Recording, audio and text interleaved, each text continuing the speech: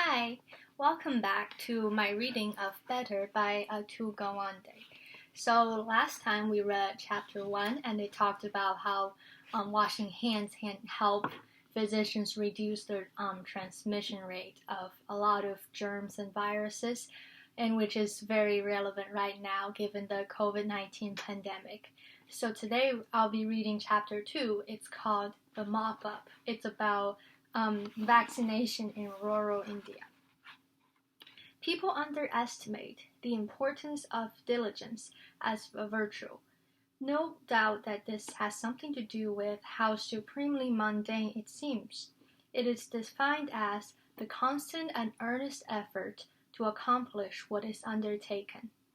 There is flavor of simplistic relentlessness to it, and if it were an individual's primary goal in life, that life would indeed seem narrow and unambitious. Understood, however, as the prerequisite of great accomplishment, diligence stands as one of the most difficult challenges facing any group of people who take on tasks of risks and consequence. It sets a high, seemingly impossible expectation for performance and human behavior. Yet some in medicine have delivered on that expectation on an almost unimaginable scale. The campaign to eradicate polio in India is just such an instance. The index case was an 11-month boy with thick black hair. His mother liked to comb forward so that the bangs rimmed around his face. His family lives in southern India, state of Karnataka, in a village called Aparahala along the Tungabhadra River. I'm sorry, I'm so bad at pronouncing names. Dry mountains of teetering rocks can be seen in three directions from the village. It has no running water and little electricity. The boy's mother is illiterate. The father can only read road signs. They are farm laborers, and they live with their 3 children in a single room hut of thatch and mud. But the children were well nourished. Their mother wears gold and silver earrings. Once in a while, they travel. In April 2003, the family took a trip north to see relatives. Shortly after return, on May 1st, the boy developed high fevers and raking bouts of nausea and vomiting. His parents took him to a nearby clinic, where a doctor gave him an antibiotic injection. 2 days later, the fever subsided, but he became unable to move either of his legs. In panic, the parents took him back to the hospital, who sent him to the district hospital in Bellary, about 40 miles away. As the day progressed, the weakness spread through the boy's body. His breathing grew shallow and labored. He lay flat and motionless on his hospital cot. At this point, I'm very worried about this boy because it seems like he's gonna get paralyzed by whatever this condition is. Let's keep reading to find out. A doctor at the hospital, following standard procedure in cases of sudden childhood paralysis, phoned a surveillance medical officer with the World Health Organization in Bangalore, the capital of Karnataka. The medical officer made sure that stool specimen was taken and sent for culture to a national laboratory in Mumbai, as Bombay is now called. On June 24th, the laboratory results finally came back. A young technical officer with WHO in New Delhi got the call.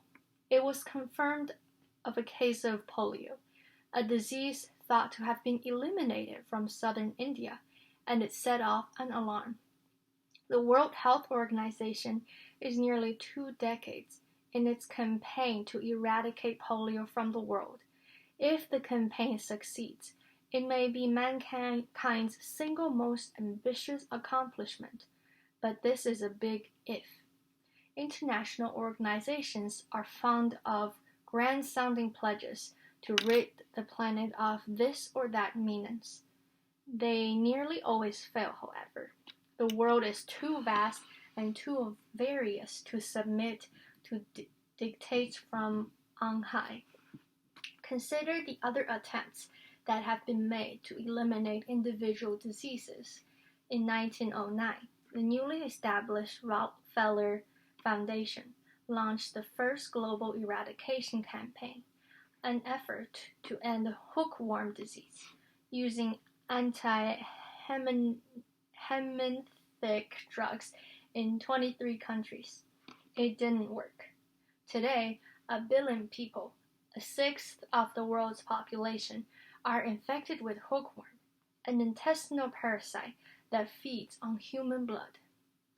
This is very surprising to me because I just didn't think that so many people still have this kind of worms in their body.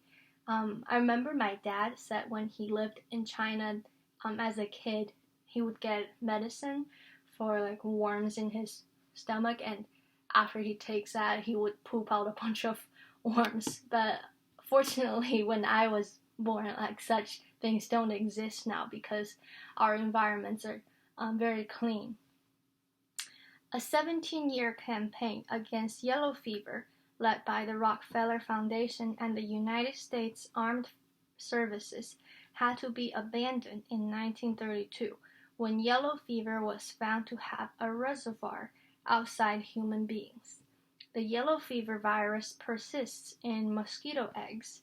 In 1955, WHO and UNICEF began a campaign to end gills, an infectious disease that causes painful, purulent skin ulcers. Workers screened 160 million people in 61 countries for this disease and treated every case they found with penicillin. A dozen years later, the campaign was dropped when it turned out that silent subclinical infections were continuing to propagate the disease. Billions of dollars were spent in the 50s and 60s to eradicate malaria.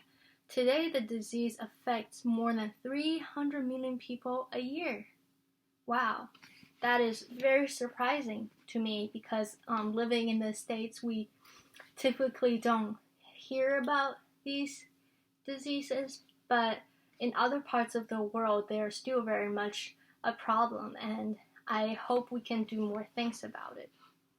After a century of effort, the only successful attempt at eradication of a global disease has been the battle against smallpox, a mammoth undertaking that was just the same, decidedly simpler than the campaign against polio.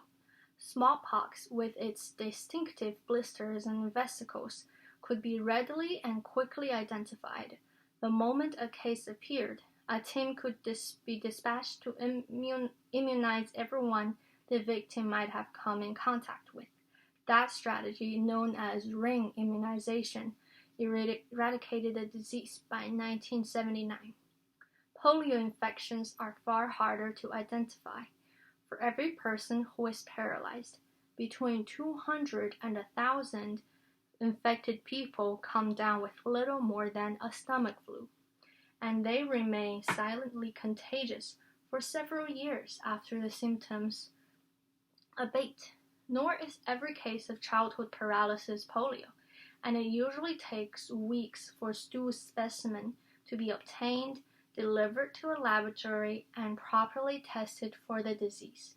By the time one case has been identified, scores more people have been infected. As a result, the area targeted for polio immunization must be far greater than that for smallpox. And whereas people needed to be vaccinated against smallpox only once for immediate protection, a single dose of polio vaccine does not always take. Children with diarrheal illnesses tend to pass the oral vaccination straight through, so a repeat round of immunization is required within 4 to 6 weeks. In logistical terms, it's the difference between extinguishing a candle flame and putting out a forest fire. This seems very interesting to me that some vaccines are delivered through mouth. I'm wondering whether polio vaccine should be delivered by injection. This way the kids wouldn't just let it go straight through and poop them out. Despite the obstacles, however, the campaign against polio had made immense progress. Routine vaccination has made polio uncommon in the West. But cases continue to occur in the United States, Canada, and Europe into the 1980s, and the disease remained endemic in large portions of the world. In 1988, more than 350,000 people developed paralytic polio, and at least 70 million were infected with the virus. By 2001, only 498 cases were identified. The whole of Americas, Europe, and the Western Pacific, along with nearly all of Africa and Asia, are currently free of the disease. In every year since 2001, however, just as the disease was on the verge of being wiped out, an outbreak has flared up in some countries in Asia or Africa, spilled across borders, and threatened to bring polio roaring back. In 2002, India was that country. Outbreaks in the north produced 1,600 polio cases. 4/5 of all of the world's cases occurred there that year. Nonetheless, the belief was that the disease had been isolated to a handful of northern states. Then, in 2003, a boy in southern India developed polio, the first case in the state of Karnataka in almost 3 years. If the disease expanded from there, the campaign would be all but over. I think it's very scary to think of polio because letting a young kid get paralyzed is just terrifying because the kid still has so many years to live and he or she is now paralyzed and you are very limited in terms of what you can do in your daily life. So as for me, I'm interested in going into pediatrics because I really like children. And for me, it would be very devastating to see kids who are suffering that sort of condition.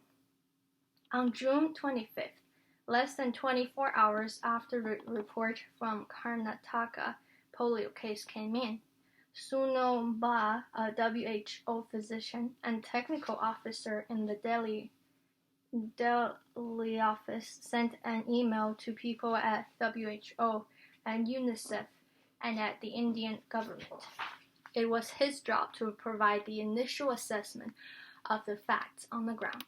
The case was in an area that has a history of being the worst in Karnataka. He wrote, it had poor routines of immunization and the most polio cases in the early years of the campaign. Risk of establishment of virus in the area high unless quick, wide, and strong measures in the form of a wide Mop Up are taken. A Mop Up is WHO lingo for a targeted campaign to immunize all susceptible children surrounding a new case. It's what's done in an area that has been rendered polio-free through routine immunization, but is facing a new infection that threatens to bring the disease back. The campaigns are carried out rapidly, in just 3 days, to ensure the vaccine saturates a population to make it easier to recruit volunteers. Sunil Ba sent around a map of the proposed area for the Mop Up operation. It covered 50,000 square miles. Working around the summer holidays and festivals, government officials selected July 27th for the start of the first immunization round. The second round would follow a month later. Brian Wheeler, a 35-year-old Texan who was the chief operating officer for WHO's polio program in India, explained the logistics to me. The Indian government would have to recruit and organize teams of medical workers and volunteers, he said. They would have to be trained in how to administer the vaccine and provide with transportation, vaccine, and insulated coolers and ice packs to keep the vaccines cold. And then they would have to fan out and vaccinate every children under 5 years of age. Anything less than 90% coverage of the target population, the percent needed to shut down transmission, would be considered a failure. I asked him how many people that would involve.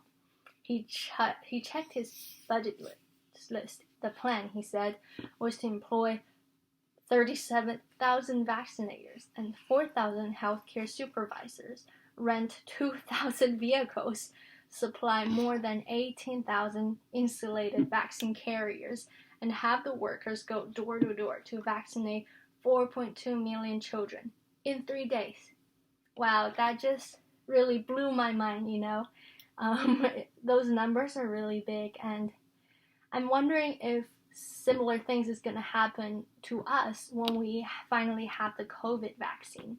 The U.S. population is huge, and I've been wondering when the vaccine comes out, how are we going to make sure that everyone gets it? It's going to be so tricky to deal with it. We'll see. Polio is a disease that strikes children almost exclusively. More than 80% of paralysis cases occur in children under age 5. It is caused by an intestinal virus. The virus must be ingested to bring about an infection. Once inside the gut, it passes through the lining and takes up residence in nearby lymph nodes. There, it multiplies, produces fevers and stomachache, and passes back into the feces. Those infected can contaminate their clothing, bathing area, supplies of drinking water, and thereby spread the disease. The virus can survive as long as 60 days outside of the body, while the COVID virus can only survive 2 days on a heart surface, but polio, 60 days. This is crazy. Poliovirus infects only a few kinds of nerve cells, but what it infects it destroys. In the most dreaded cases, the virus spread from the bloodstream into the neurons of the brainstem, the cells that allow you to breathe and swallow. To stay alive, a person has to be fed through a tube and ventilated by a machine. The nerve cell most commonly attacked, though, are the anterior horn cells of the spinal cord, which controls the arms, the legs, the abdominal muscles. Often so many neurons are destroyed that muscle function is eliminated altogether. Tendon reflexes disappear. Limbs hang limp and useless. It sounds really sad. The first effective vaccine for polio was introduced in 1955 after the largest clinical trial in history. Jonas Salk's vaccine, made from killed poliovirus, was given to 440,000 children. 210,000 received a placebo injection, and more than 1 million served as unvaccinated control. 5 years later, Albert Sabin posted the results of an alternative polio vaccine he had used in an immunization campaign in Toluca, Mexico, a city of 100,000 people, where a polio outbreak was in progress. His was an oral vaccine, easier to administer than Salk's injected one. It was also a live vaccine, containing weakened but intact poliovirus, so it could produce not only immunity but also a mild contagious effect that would spread the immunity to others. In just 4 days, Sabin's team managed to vaccinate more than 80% of the children under age 11. That's 26,000 children in all. It was a blitzkrieg assault. Within weeks, polio has disappeared from the city. This approach, Sabin argued, could be used to eliminate polio from the entire country, even the world. The only leader in the West who took him up on the idea was Fidel Castro. In 1962, Castro's Committee for the Defense of the Revolution organized 82,000 local committees to carry out a succession of week-long house-to-house national immunization campaign using Sabin's vaccine. In 1963, only one case of polio occurred in Cuba. Despite those results, Sabin's grand idea did not catch on until 1985, when the Pan American Health Institute launched an initiative to eradicate polio from the Americas. 6 years later, Luis Fermin-Tenorio, a 2-year-old boy in the town of Pinchinaki, Peru, became the last polio victim in the Americas. In 1988, spurred by the campaign's growing success, WHO committed itself to eradicating polio from the world.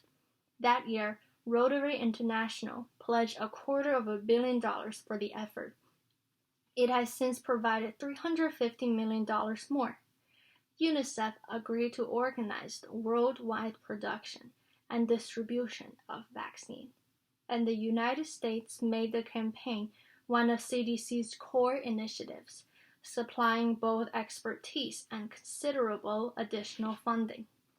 The centerpiece of this effort has been what we call National Immunization Days, 3-day periods when all children under 5 in a country are immunized, regardless of whether they've received immunization before.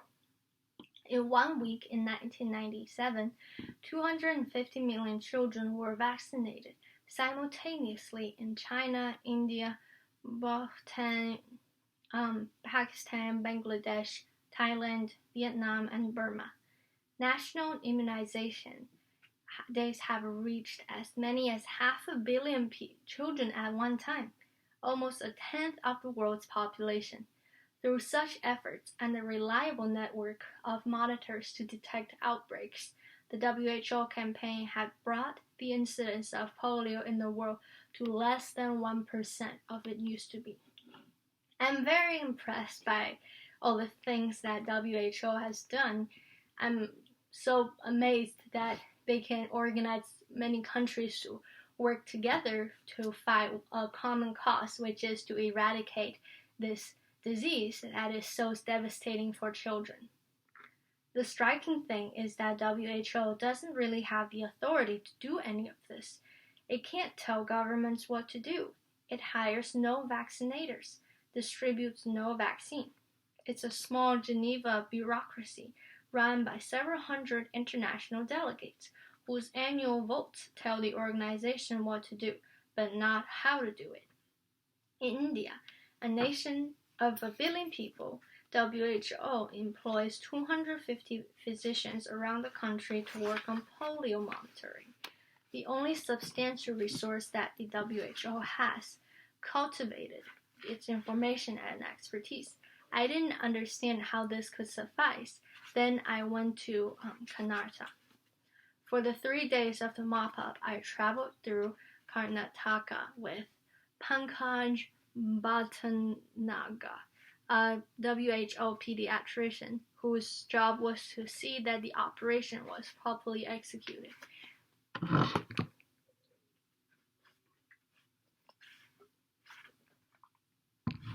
He was in his 40s, with a slight punch and an easy, genial manner. The work can be a tricky business, he explained as we waited in Delhi for our flight south. WHO distributes much of the money for Mop Up operations. UNICEF provides the vaccines. Rotary of India prints the banners and advocates locally for the cause.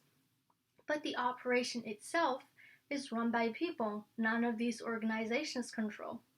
Government health officials, who must hire thousands of vaccinators, train them properly, and send them from house to house.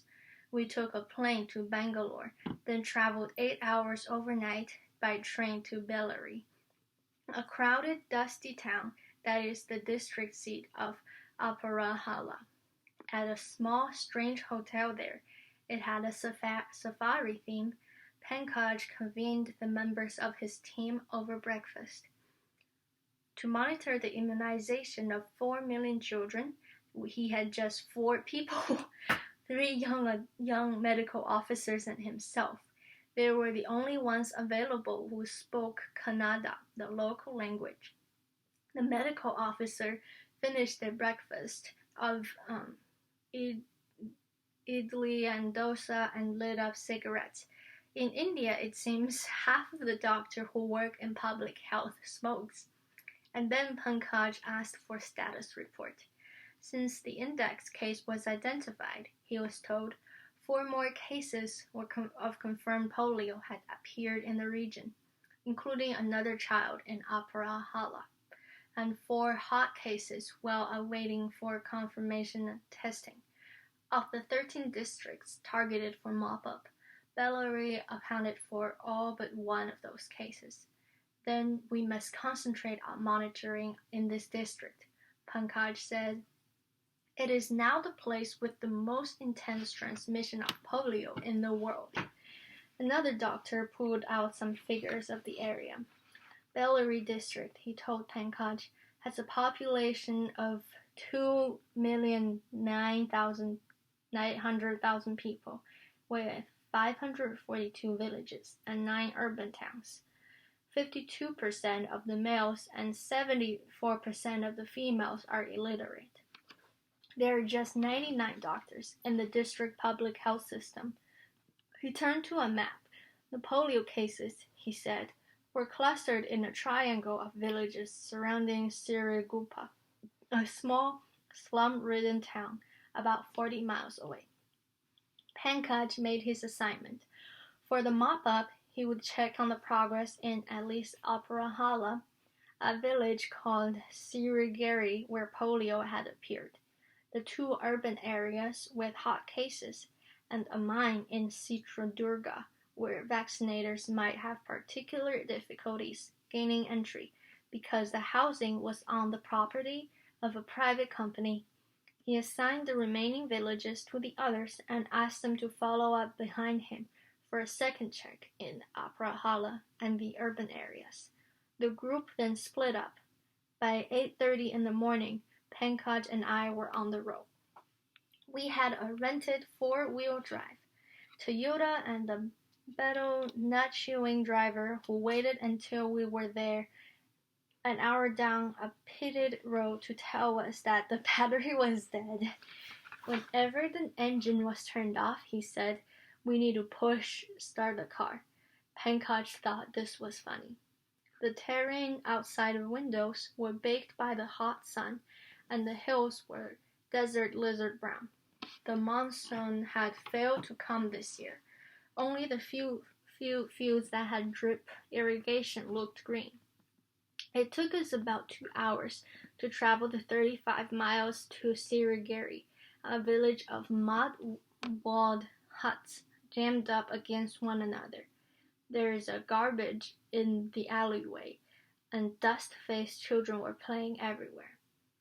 So I'm imagining the scene of this Indian village, and it seems like the people who are living there are living in poverty, and they're probably very susceptible to these kinds of viruses because of how crowded their living situations are. Pankaj had the driver stop at a group of dwellings, seemingly at random. Parked in chalk on each door was a number P, and then that day's date. The number was the house number. The P meant that the vaccinator had come, identified all the children under age 5 who lived in the house, and vaccinated them.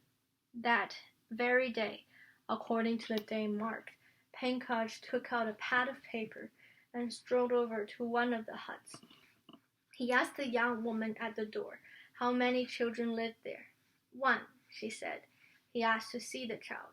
When she found him, Pankaj took his hand and noted the black ink mark on the nail bed of his little finger. This is how the vaccinators tag the children who have received the polio drops. Was there any other children in the field? Any relatives? No, she said. He asked if her boy had received routine immunization before today. No, she said. Had she heard of the polio case in town? She had. Had she heard of the vaccination team before the workers arrived on the door? She had not. He thanked her and wrote all the information down on a form. before moving on. Several hours later, Pankaj said that so far the workers had done their job, but he was disturbed that no one knew the vaccinators were coming that day. In addition to putting up banners, we had seen a couple hanging as we came into the village. Workers were supposed to use miking to reach the illiterate. Auto rickshaw with loudspeakers playing tapes announcing the upcoming campaign. Without that warning, some people would turn away the vaccinators knocking on the door. Going around to a few more huts, we bumped into a vaccination team, a social welfare worker wearing sandals, a blue sari, and a flower in her hair, and a younger college student volunteered with a flower in her hair too, and a square blue coat box of vaccines slung over her shoulder. They were standing in front of a hut they marked with X instead of P. The woman of the house said that the 3 children lived there, but one was absent and could not be vaccinated. Pankaj asked the vaccinator to open their cold box. He checked the freezer packs inside, still frozen despite the heat. He inspected the individual vaccine vials, still fresh. There was a gray and white target sign on each vial. Did they know what it meant? That the vaccine is still good, they said. What does it look like when the vaccine expires? The white inside of the target turns gray or black, they said. Right answer. Pankaj moved on. We went to the house of the village's recent polio case. The girl was 18 months old and silent. The mother, pregnant and with a 3-year-old boy clinging to her side, laid her down on her back so that we could examine her. Neither leg would move. Lifting each one, I felt no resistance in the child's hips, her knees, her ankles. Only 4 weeks had passed since she was stricken. She was certainly almost still contagious. Pankaj found 3 children visiting the house. He checked each of their hands. None had received polio drops yet. This is very alarming because a girl could be contagious and some other kids were around her and they weren't vaccinated. We gave the 4-wheel drive a push and made our way to Sirigiri's primary health center, a few miles outside the village. It was a drab, unpainted 3-room concrete building. The center's medical staff met us at the door. About 40 years old, with ironed slacks, a buttoned short-sleeved shirt, and the only college education in the area, he seemed eager to have our company. He offered tea and tried to make small talk, but Pankaj was all business. "May I see your microplan?" he asked before we even sat down. He was referring to the block-to-block plan drawn up by each local official. It is the key to how the operation is organized. The medical officer's microplan was a sheet of ragged paper with marker-drawn maps and penciled-in tables. The first 2 pages said he has recruited 22 teams of 2 vaccinators each to cover a population of 3,400 people. "How do you know this population estimate is right?" Pankaj asked. The officer replied that he has done a house-to-house survey. Pankaj looked at the map. The villages in the house are spread out for over 10 miles. "How do you distribute the vaccine to the vaccinators who are far away?" "By vehicle," the officer said. "How many vehicles do you have?" 2, he said. "What are the vehicles?" "One was an ambulance. The other was a rented car." "And how does the supervisor get out to the field?" There was a pause. The officer shuffled through the microplan. More silence. He did not know. Pankaj went on. 22 teams would require about 100 ice packs per day or 300 ice packs altogether. "Why did you budget for only 150 ice packs?" "We're freezing them overnight for the next day," the officer explained. "Where?" He showed Pankaj and his deep freezer. Pankaj opened it up and pulled out the thermometer, which revealed that the temperature was above freezing. The electricity goes out, the officer explains. And what is your plan for that? He said he had a generator, but when pressed to show it, he was forced to admit that it wasn't working either. Pankaj is not a physically imposing man, but he has a boyish mop of thick black hair, parted almost down the center, and sometimes it sticks up. He has programmed his cell phone to play the James Bond theme when it rings. When we're driving, he points out to the monkeys that we pass. He makes jokes. He laughs with his head tilted back. But in the field, his demeanor is gray and taciturn. He doesn't tell people if their answers are good or bad. He keeps everyone on edge. I had an impulse to tell the medical officer that he was doing okay, but Pankaj seemed to make a point of saying nothing to fill the silence. In Sirigupa, where 2 of the hot cases have appeared, we walked the neighborhoods with each medical officer. Sirigupa is a dense, urbanized town of windowless concrete block tenements, rusting corrugated metal lean-tos, and some 43,000 people. We had to fight our way through narrow streets, crowded with water buffaloes, motorcycles, braying goats, and fruit sellers. There was electricity here, I noticed, running through the wires that had dropped from scattered utility poles, and the sound of television poured out from some of the houses. The 2 hot cases we found were in a small Muslim enclave that had sprouted up a few months earlier. Going door to door, Pankaj learned that almost none of the enclave children has received routine vaccination. Some of the families seemed suspicious of us, answering questions tersely or trying to avoid us altogether. We found one boy whom the vaccinators had missed. Pankaj was concerned other children might be hidden. The previous years, rumors had circulated among Muslims that the Indian government was giving different drops to their male children in order to make them infertile. The rumors were thought to have been quashed by an education campaign and greater Muslim involvement in the immunization program, but one had to wonder. It is very interesting that Muslims are discriminated in India, so I don't blame those people for not wanting the vaccine because they heard those rumors, but I think there are a lot of things that can be done to educate people about vaccines. For example, some mothers think that vaccines will give their kids autism, which is definitely not true, and they came with good intentions, but we just need to properly educate them with the correct information.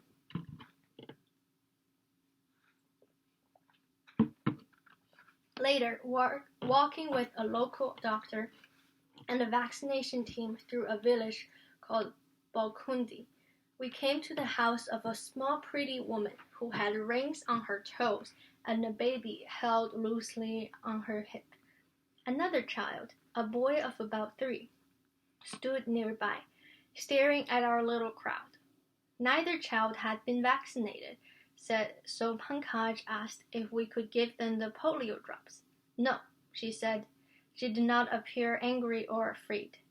Pankaj asked if she knew that a case of polio had appeared in her neighborhood. Yes, she said, but she still didn't want the drops given. Why? She would not answer. Pankaj said, "Okay," thanked for her time and moved to the next house. That's it? I asked. Yes, he said. The local doctor had stayed behind, however. When we looked back, he was shouting at the mother. Are you stupid? Your children will become paralyzed. They will die. It was the one time I saw Pankaj angry. He walked back and confronted the doctor. Why are you shouting? Pankaj demanded. Before she was listening, at least, but now she's not even going to listen anymore. She's illiterate, the doctor shot back, embarrassed to be rebuked so openly. She doesn't know what is right for her child. What does that matter? Pankaj replied. Your shouting doesn't help anything at all, and neither will a story going around that we're forcing drops on people. So far, few were refusing the drops, and that's good enough, he told me later. A single nasty rumor could destroy the whole operation. I'm very glad that the chief officer wouldn't force people to get the drops, because people have all sorts of fears, like religious or whatnot, and if we just force them to receive vaccination, then, like the author said, there will be rumors, and then rumors spread so quickly, and everybody's gonna be afraid of the vaccine. So I think Pankaj is very wise in trying to make the woman okay with the fact that she didn't want the vaccine. One difficult question came up repeatedly from local doctors, from villagers, from workers trudging house to house. The question was, why? Why this huge polio campaign when what we need? Fill in the blank here. Clean water, diarrheal illness kill 500,000 Indian children per year. Better nutrition, half of the children under 3 have stunted growth. Working septic system, which would help prevent polio as well as other disease. Irrigation, so a single rainless season would not impoverish farming families.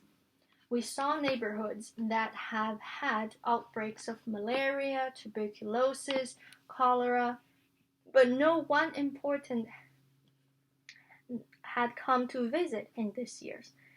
Only one case of polio occurred, and the infantry marched in. There are some stock answers. We can do it all, goes one. We can eradicate polio and do better on the other fronts. In reality, though, choices are made.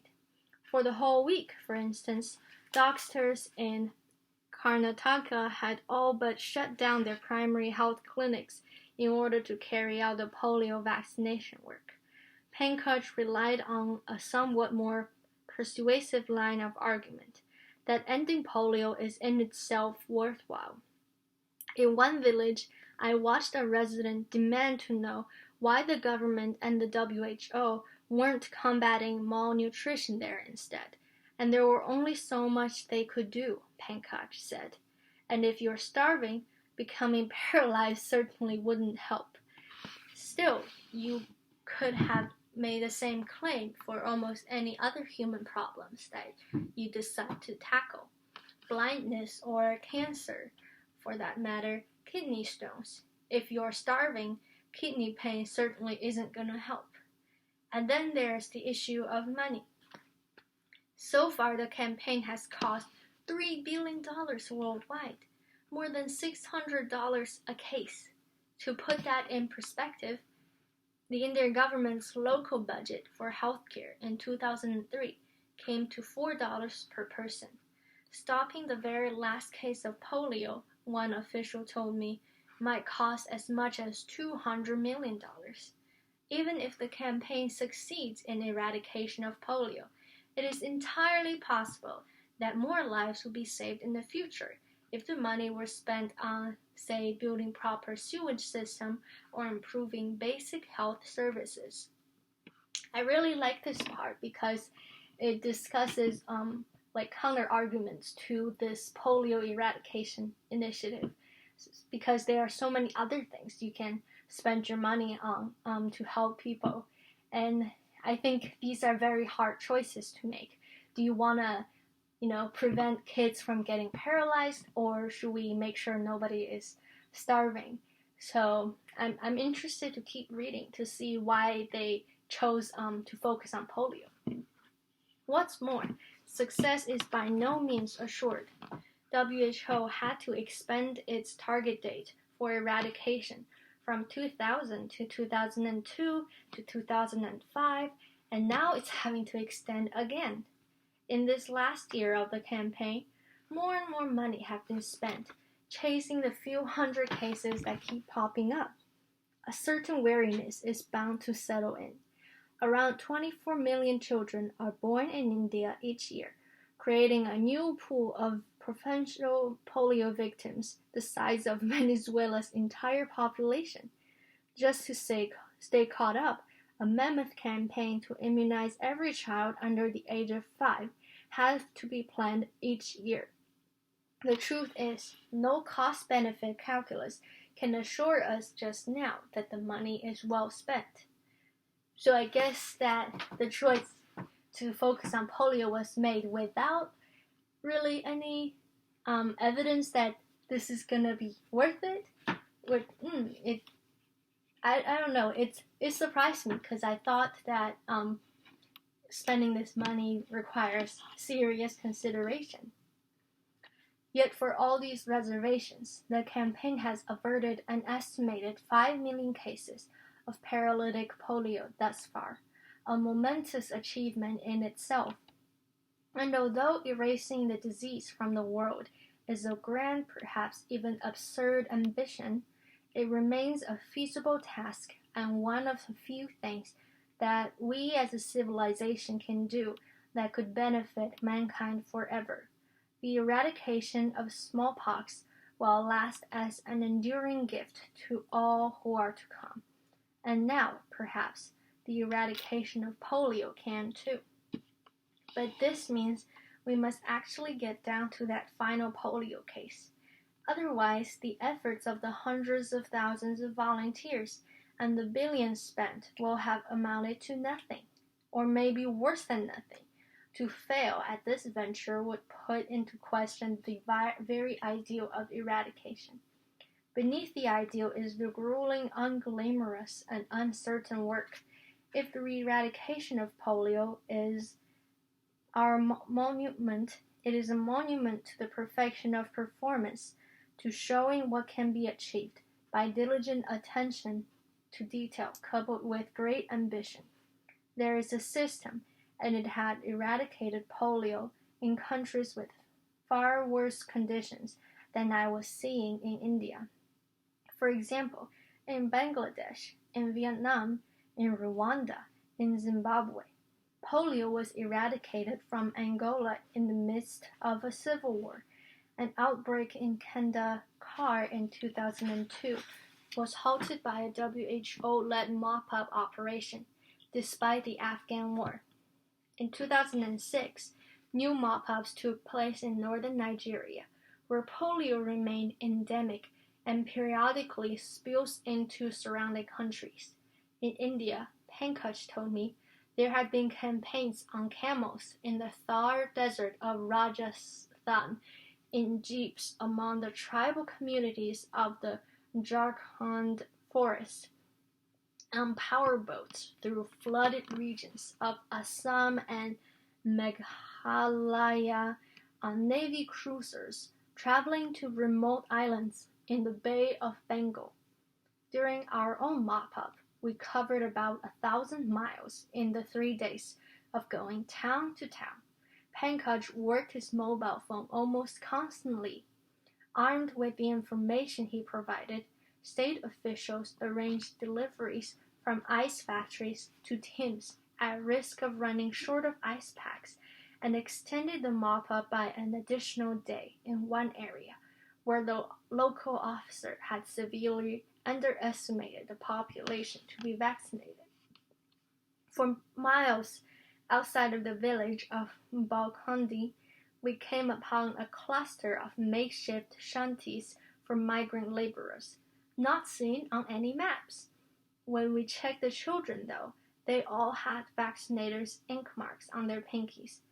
At Chitradurga, we found that mines in decay, but state officials had made sure that the company gave vaccinators access to the workers' compound. With some searching, we discovered a few children here and there. Every one of them had received a vaccine too.